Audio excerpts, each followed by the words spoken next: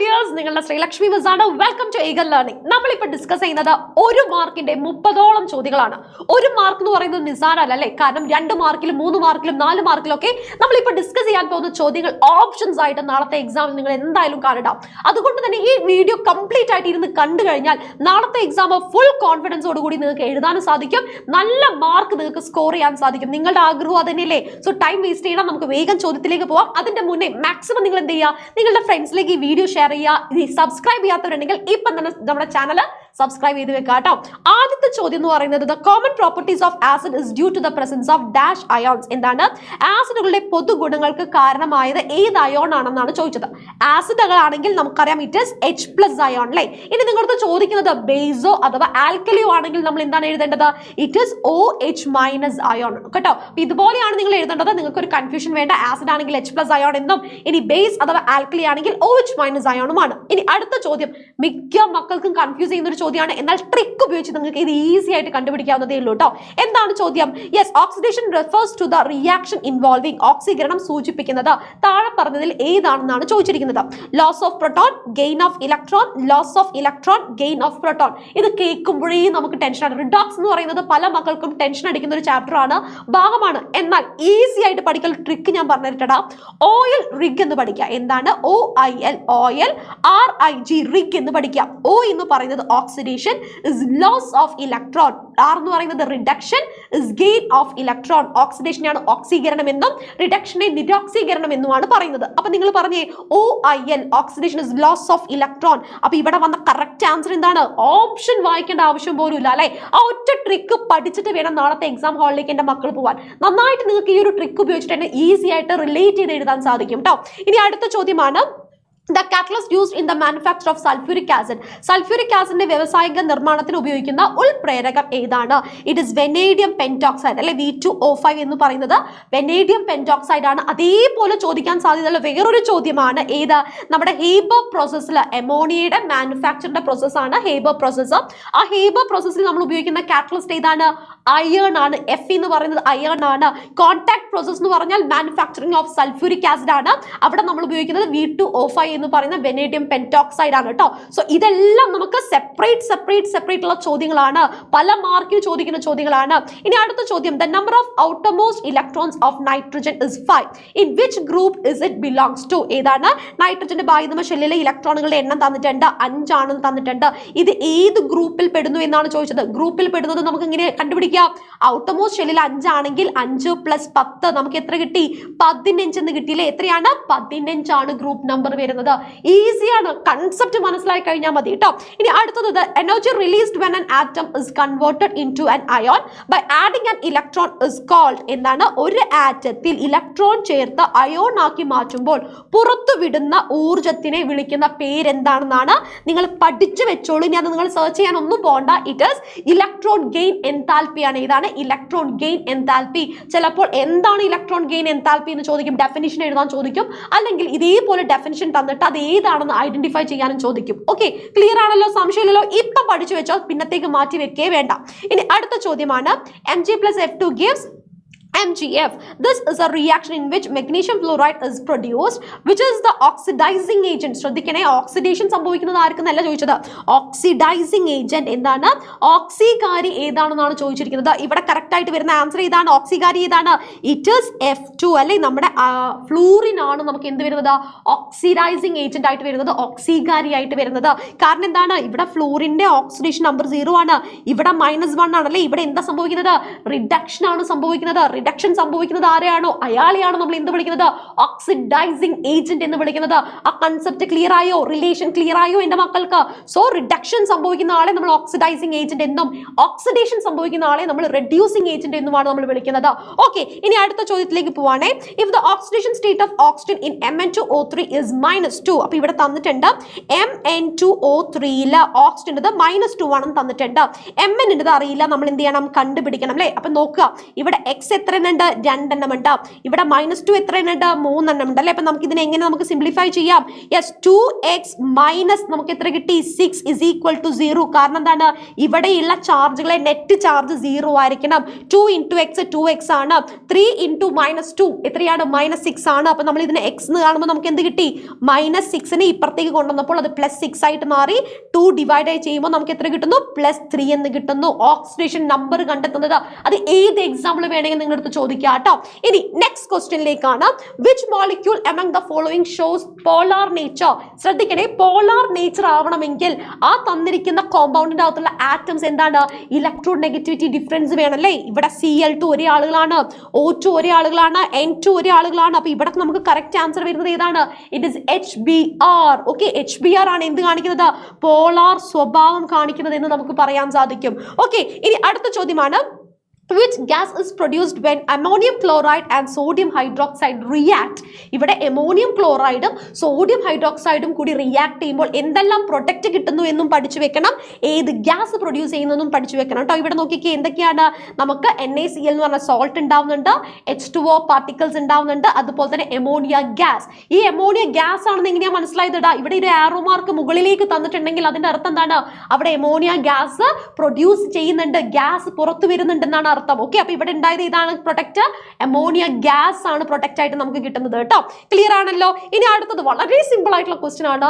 What is the solute present in soda water? Soda വെള്ളത്തിൽ അടങ്ങിയിരിക്കുന്ന ലീനം ഏതാണ്? നമ്മൾ പഠിച്ചിട്ടുണ്ട് കാർബൺ ഡൈ ഓക്സൈഡ് ആണല്ലേ. CO2 ഗ്യാസിനെ വെള്ളത്തിനകത്ത് ഡിസോൾവ് ചെയ്തിട്ടാണ് നമുക്ക് എന്ത് കിട്ടുന്നത്? സോഡ വാട്ടർ കിട്ടുന്നത്. അങ്ങനെയാണെങ്കിൽ ഇത്തവണ ചോദിക്കാൻ സാധ്യതയുള്ള ചോദ്യമാണിത്. എന്താണ്? What is the solute in tincture iodine? നിങ്ങൾ വിചാരിക്കും ഈ ടിഞ്ചർ അയോഡിൻ നമ്മുടെ ടെക്സ്റ്റ് ബുക്കിൽ എവിടെയാ തന്നിരിക്കുന്നത്? ഒരു ടേബിൾ തന്നിട്ടുണ്ട് സോൾവെന്റുകളുടെ. അതിൻ്റെ അകത്ത് ടിഞ്ചർ അയോഡിനിൽ എത്ര ശതമാനം അയോഡിൻ ഉണ്ടെന്ന് തന്നിട്ടുണ്ട്. എത്ര ശതമാനമാണ്? ഇറ്റ് ഇസ് 2 to 3% അയോഡിൻ ആണുള്ളത്. അതായത് ഇവിടെ അയോഡിൻ ആണ് നമുക്ക് എന്ത് വരുന്നത്? സൊല്യൂട്ട് ആയിട്ട് വരുന്നത്, ലീനമായിട്ട് വരുന്നത്. എക്സാം ഓറിയന്റഡ് ആയിട്ടുള്ള ഒരു ടോപ്പിക് ആണത്. നിങ്ങൾക്ക് ചോദിക്കും 1 മാർക്കിനോ അല്ലെങ്കിൽ ഓപ്ഷൻ ആയിട്ടോ ചോദിക്കും. ഇനി അടുത്ത ചോദ്യം എന്താണ്? What are displacement reaction? എന്താണ് ആദേശ രാസപ്രവർത്തനം എന്ന് പറഞ്ഞാൽ നമുക്ക് എല്ലാവർക്കും അറിയാം. അവിടെ സംഭവിക്കുന്നത് എന്താണ്? ആ റിയാക്ടന്റുകളെ കോമ്പൗണ്ടിൽ ഒരു എലമെന്റിനെ വേറൊരു എലമെന്റ് വന്ന് ഡിസ്പ്ലേസ് ചെയ്യും അല്ലേ, ആദേശം ചെയ്യുന്നു. ഇവിടെ എക്സാമ്പിൾ തന്നിട്ടുണ്ട്. ZnAgNO3 അകത്ത് നമ്മൾ ഡിപ്പ് ചെയ്യുന്ന സമയത്ത് ഈ Zn എന്ത് ചെയ്യുന്നുണ്ട്? ഈ Ag സിൽവറിന്റെ സ്ഥാനത്ത് വന്നിരിക്കുന്നു അല്ലേ. എന്നിട്ട് നമുക്ക് സിങ്ക് നൈട്രേറ്റും അതുപോലെ തന്നെ സിൽവറും കിട്ടുന്നു. ഇതിനെയാണ് നമ്മൾ ഡിസ്പ്ലേസ്മെന്റ് റിയാക്ഷൻ എന്ന് പറയുന്നത്. പരീക്ഷയ്ക്ക് ഇത് 4 മാർക്കിന് 3 മാർക്കിന് ചോദിക്കും കേട്ടോ. വ്യത്യസ്ത റിയാക്ഷൻസ് തന്നിട്ട് അത് ഏത് ടൈപ്പ് ഓഫ് റിയാക്ഷൻ ആണെന്ന് ചോദിക്കും. അതെല്ലാം നമ്മുടെ ലൈവ് ക്ലാസ്സിൽ ഡീറ്റെയിൽ ആയിട്ട് നമ്മൾ എന്ത് ചെയ്യുന്നുണ്ട്? ഡിസ്കസ് ചെയ്യുന്നുണ്ട്. ഇനി അടുത്ത ചോദ്യമാണ്. What happens to the size of an atom while we go from left to right in a periodic table അല്ലെങ്കിൽ in a period? നമ്മുടെ പീരിയോഡിക് ടേബിളിൽ ലെഫ്റ്റിൽ നിന്ന് റൈറ്റിലേക്ക് പോകുന്നതിനനുസരിച്ച് ആറ്റത്തിന്റെ സൈസിന് എന്ത് സംഭവിക്കുന്നു എന്നാണ് ചോദിച്ചത്. ആറ്റത്തിന്റെ സൈസിന് എന്താ സംഭവിക്കുന്നത്? യെസ്, നമുക്ക് ഡിക്രീസ് ചെയ്യാണ് ചെയ്യുന്നത്. ശ്രദ്ധിക്കണേ, അവിടെ നോക്കുക നിങ്ങൾ.